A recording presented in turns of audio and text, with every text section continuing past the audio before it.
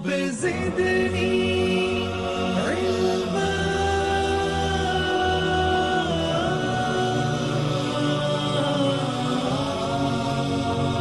رب زدني علما.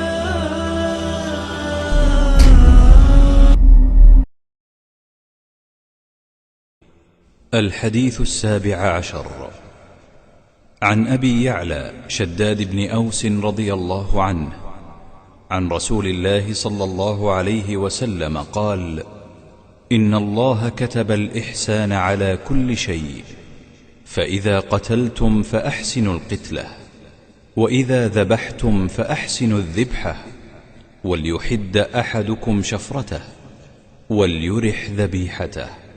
رواه مسلم. إن الله كتب الإحسان على كل شيء الذي خلق كل شيء فأحسن الذي أحسن كل شيء خلقه وبدأ خلق الإنسان من طين. اللہ تعالیٰ نے ہر چیز کو اچھے سے اچھا بنایا ہے. وَإِنَّ اللَّهَ اللہ تعالیٰ بندوں کے بارے میں چاہتا ہے ان اذا عمل عملا ان یتقنہ، کوئی بھی کام کرے تو ایک ایمان اور مومن کی طرح کام کرے، اس کا کام مضبوط ہو، ڈھیلا ڈھالا نہ ہو یا یوں ہی ڈھکیل دیا نہیں. تو اسی طرح ہر چیز میں اللہ تعالیٰ نے کہا ہے اچھے سے اچھا کام کرو. ان اللہ کتبہ، کیا معنی ہے کتبہ کا؟ کتبہ کے معنی لکھا، لیکن یہاں کتب علیکم الصیام کما کتب علی الذین من قبلکم، تمہارے اوپر فرض کیا گیا ہے. کتب الاحسان، اللہ نے لکھ کر کے فرض کر دیا تمہارے اوپر احسان کو ہر چیز کے اوپر. وضو کرنا ہے اچھے سے اچھا وضو، صلاۃ پڑھنی ہے اچھے سے اچھی صلاۃ، حج کرنا ہے تو اچھے سے اچھا کام کرنا ہے کوئی اور تو اچھے سے اچھا کام ہو. یعنی یہ نہ ہو کہ دیکھنے والے کہہ دیں کہ یہ ناقص ہے اور یہ چیز اس نے خیانت کی. اس میں یہاں بہت بڑی چیز آتی ہے، امانت بھی اس میں داخل ہو جائے گا، علم بھی داخل ہوگا. دھوکے کی سرٹیفکیٹ لے کر کے دھوکہ دینا بھی جائز نہیں ہے، اور چیزیں بہت سی چیزیں اس میں. کتب الاحسان علی کل شیء، ہر چیز میں اچھے سے اچھے طریقے پر کرنے کو فرض کیا اللہ تعالیٰ نے ہر چیز پر. اس کی تفصیل تفصیل ہوتا ہے، تفصیل کے لیے ہے. تو فَإِذَا قَتَلْتُمْ، جب کسی کو قتل بھی کرو اور وہ بھی جائز، جس بنا پر اس کی جان لینی جائز ہے، تو فَأَحْسِنُوا الْقِتْلَةَ، اچھے انداز سے قتل کرو. پیارے رسول صلی اللہ علیہ وسلم نے کچھ لوگوں کو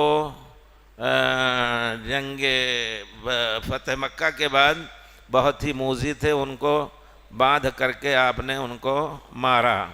تو پیارے رسول نے اس کے بعد منع کر دیا کہ کسی کو باندھ کر کے پھر نہ مارا جائے. ایک چیز ہوتی ہے مصلحتاً کسی کام کو شروع میں جائز کہا گیا، بعد میں وہ چیز منسوخ ہو گئی. تو اگر کسی جانور کو ذبح کرنا ہے تو وہی ہے پیارے رسول نے فرمایا ہے، آگے آ رہی ہے وہ حدیث، وہ جز آ رہا ہے. فَإِذَا قَتَلْتُمْ فَأَحْسِنُوا الْقِتْلَةَ، کسی کو قتل کرو تو اچھے سے اچھے انداز سے قتل کرو. یہ نہیں کہ پہلے ہاتھ پار کاٹو، ناک کاٹو اور کچھ نہیں. ہاں اگر انہوں نے ایسا کیا ہے تو ایسا کر سکتے ہیں. کتنی انصاف کی بات ہے. حضرت حمزہ رضی اللہ تعالیٰ عنہ کے ناک کان کاٹے گئے تھے تو پیارے رسول نے فرمایا لئن امکننی اللہ منہم، اگر اللہ نے ہمیں طاقت دی ان کفار کے اوپر تو حضرت حمزہ کے بدلے 70 آدمیوں کے ناک کان کاٹیں گے. لیکن اللہ کو یہ چیز پسند نہ آئی. اللہ تعالیٰ نے آیت نازل فرمائی فَإِنْ عَاقَبْتُمْ فَعَاقِبُوا بِمِثْلِ مَا عُوقِبْتُمْ بِهِ وَلَا تَعْتَدُوا، جس طرح کسی نے آپ کو ستایا ہے اتنے ہی حق ہے. آگے بڑھ جائیں گے تو وہ حق پر تجاوز ہونا ہو جائے گا. فَإِذَا ذَبَحْتُمْ فَأَحْسِنُوا الذِّبْحَ، اچھی طرح ذبح اور قتلہ، اگر ہم اس کو قتلہ اور ذبح پڑھیں تو صحیح ہے کہ نہیں؟ کوئی صاحب ہیں جو پڑھے ہیں عربی اچھی طرح اور کچھ. ذبح اور ذبح میں فرق ہے. آپ نے ایک لفظ سنا ہوگا جلست جلست القاری. کیا معنی ہے جلست القاری؟ ہاں یعنی ایک حیت بیان کرنے کی بات جب ہوگی تو فعلتن کے لفظ پہ آئے گا. الفعلة للمرة والفعلة للحالة، المفعل للموضع والمفعل للآلة، مفعل مرسم رسم کرنے کی، اسی طرح مضرب مارنے کا آلہ. تو یہ جو ہے احسن القتلہ، اچھے حیت میں اس کو قتل کرو. وَإِذَا ذَبَحْتُمْ فَأَحْسِنُوا الذَّبْحَ، اچھی حالت میں اس کو ذبح کرو. یہ نہیں کہ مردار چھری لے کر کے اور یا چھری وہیں سامنے صاف کر رہے ہو، یا یہ کہ یہ بھی کتاب تفصیل میں لکھا گیا ہے کہ پیارے رسول نے ذبح کیا وَوَضَعَ رِجْلَهُ عَلَى صَفْحَةِ عُنُقِهِ، یعنی اگلے پیر کے داہنے حصے پر اپنا پیر مبارک رکھا، باقی پیر وغیرہ نہیں پکڑا. یہ بھی احسان ذبح ہے، کیونکہ اگر پکڑے رکھیں آپ تو اس کی روح کو نکلنے میں دیر ہوگی، جتنی جلدی خون نکلے گا. اور جب پیر مار کر کے، داہنا پیر آپ نے تو پکڑنے کے لیے قبضے میں لینے کے لیے دبا رکھا ہے، لیکن بائیں کے دونوں پیچھے کے دونوں پیر کھلے رہنے چاہیے تاکہ وہ حرکت کر کے جلدی سے خون نکل جائے. اور جتنا ہی خون صاف ہو جائے گا گوشت سے اتنے ہی وہ لذیذ ہوتا ہے. اسلام کے مذبوح کی فضیلت دنیا جانتی ہے. وَإِذَا ذَبَحْتُمْ فَأَحْسِنُوا الذِّبْحَ وَلْيُحِدَّ أَحَدُكُمْ شَفْرَتَهُ وَلْيُرِحْ. ہر ایک اپنی چھری کو پہلے سے صاف کر لے، تیز کر لے، اور اپنے مذبوحہ کو، اپنے جانور کو جس کو ذبح کر رہا ہے اس کو راحت پہنچائے. اور اس ضمن میں یہ بھی ہے کہ پیارے رسول نے جب دیکھا کوئی آدمی اس کو لٹائے ہوئے ہیں، اس کے پیر پہ، اس کے داہنے پیر کے اوپر اپنا پیر بھی رکھے ہوئے ہیں، اور اس کے بعد پھر چھری پتھر پہ صاف کر رہا ہے، تو پیارے رسول نے اس کو ڈانٹا اور کہا اتريد ان تميتها موتتين، اس کو دو موت مارنا چاہتے ہو. اسی طرح جانور کے سامنے جانور کو ذبح کرنے سے بھی پیارے رسول نے منع فرمایا ہے. یہ سب پیارے رسول وما ارسلناک الا رحمۃ للعالمین.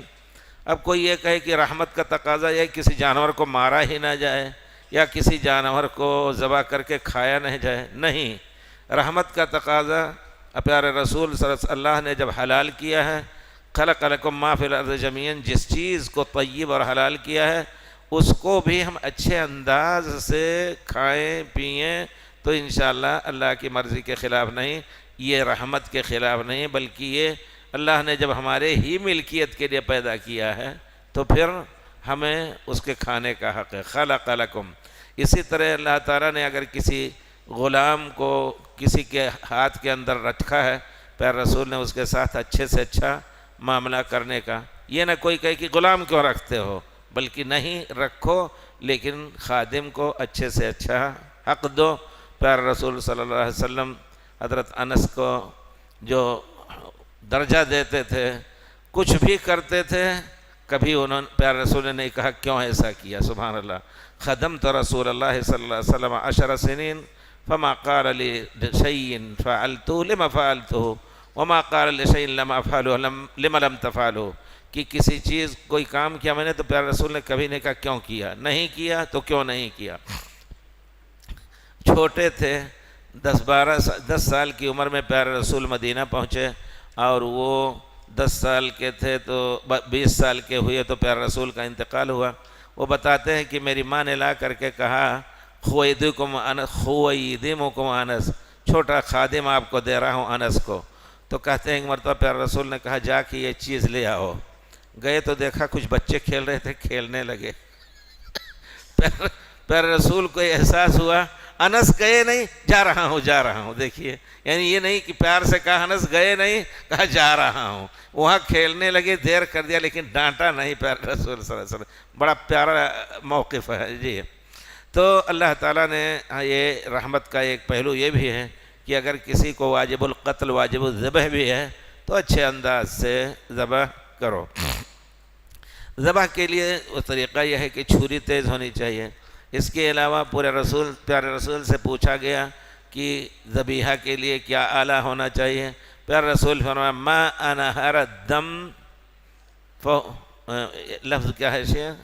ما انہر الدم وذکر اسم اللہ علیہ فکل، جو آلہ بھی خون بہا دے اور بسم اللہ کر کے اس کا خون بہایا گیا اور ذبح کیا گیا ہو تو وہ حلال ہے، تو حلال ہے جی. یہاں تک کہ پھر مرد ذبح کرے یا عورت ذبح کرے سب کا ذبیحہ حلال ہے. کچھ لوگوں کا عقیدہ ہوتا ہے کہ عورت کا ذبیحہ جائز نہیں، حیض کی حالت میں وہ تب بھی اس کا ذبیحہ، نفاس کی حالت میں تب بھی اس کا ذبیحہ. عربوں کا طریقہ ہوتا تھا پرانا بھی اور نئے زمانے میں کہ اگر شوہر نہیں ہے، مہمان آ گئے، آہٹ ہوئی تو عورت جو ہے، اگر عام طور پر گھروں کے پیچھے بھی جلدی تک، لیکن اب تو بڑے بڑے گھر بن گئے چھوڑ کر کے دیہات چلے گئے، لیکن وہ گھر دیکھیے پیچھے بکریاں رہتی ہیں، اونٹ رہتے ہیں، جا کے خود ذبح کرتی تھی اور خود اس کو نکالتی تھی، شوہر کے آنے تک اس کو پکا کر کے پیش بھی کر دیتی تھی. تو یہ اب بھی ہے عورتوں کے اندر. ایک نے ابھی جلدی کا قصہ کسی نے بتایا کہ ایک شوہر تھا، ریاض کا ایک تھا، تو اس نے لڑکی سے شادی کی، دوسرے دن ناراض ہوا باپ کے اوپر، کہا کہ اس کو گھر لے جاؤ اور یہ کھانا نہیں پکانا جانتی ہے. تو کہتا ہے کہ اچھا آؤ، کچھ دن کے بعد آؤ، لے جاتے ہیں ہم. آیا تو اس نے چھری دیا، کہا جاؤ بکرا ذبح کرو، کاٹو پیٹو اور پھر تمہاری مہمانی کریں. کہا ہم نہیں جانتے ہیں، ہم نہیں جانتے ذبح کرنا. کہا اچھا جاؤ سیکھ کے آؤ تب بیٹی تم کو دیں گے. تو ایسے مسائل ہوتے ہیں. اور اگر دیکھتے ہیں کوئی ذبح کرنے والا مرد ہے تو عورت چھری پھینکتی ہے، اس کا معنی ہے اچھے سے اچھا تلاش کر کے ذبح کرو، لاؤ پکائیں. تو یہ سب چیزیں ہیں، عورت بھی ذبح کر سکتی ہے. اور اسی طرح تیز ہونا چاہیے یہاں، لیکن سن اور ظفر آلے ذبح جو ہے وہ دانت سے کوئی نہ ذبح کرے، یا کسی جانور کا دانت ہے اس سے نہ ذبح کرے، یا بہت سے لوگ چھوٹی چڑیا وغیرہ ہے تو ناخن کے ذریعے سے یا ناخن کے درمیان پکڑ کر کے اس کا گلا یا اس کی گھانٹی کاٹ دیتے ہیں. یہ چیز جائز نہیں ہے. پیارے رسول صلی اللہ علیہ وسلم نے فرمایا اس کا کھانا حلال نہیں. لیس السن، جو بھی خون بہائے جائز ہے، ہڈی اور ایسی چیز سے نہیں، کیونکہ ہڈی کے بارے میں فرمایا لیس السن والظفر، تو سن میں دانت آتا ہے. اسی طرح ہڈی کا بھی، ہڈی کی چھری بھی اگر بنی ہے تو اس سے جائز نہیں ہے.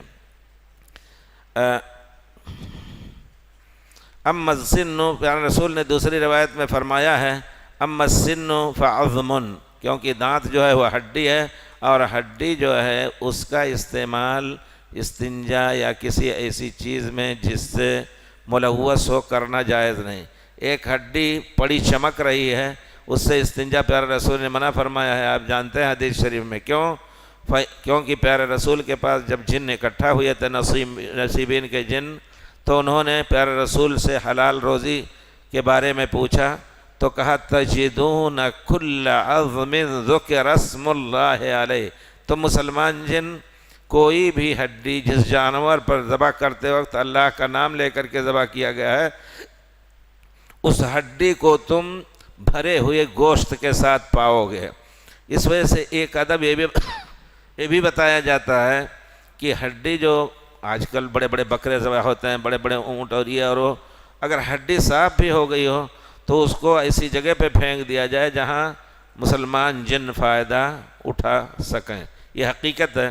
پیارے رسول نے صحیح حدیث میں پیارے رسول نے فرمایا تجدون کل عظم ذکر اسم اللہ علیہ فہو تجدون کل عظم ذکر اسم اللہ علیہ مکسوا باللحم، گوشت بھرا ہوا وہ ہڈی پاؤ گے.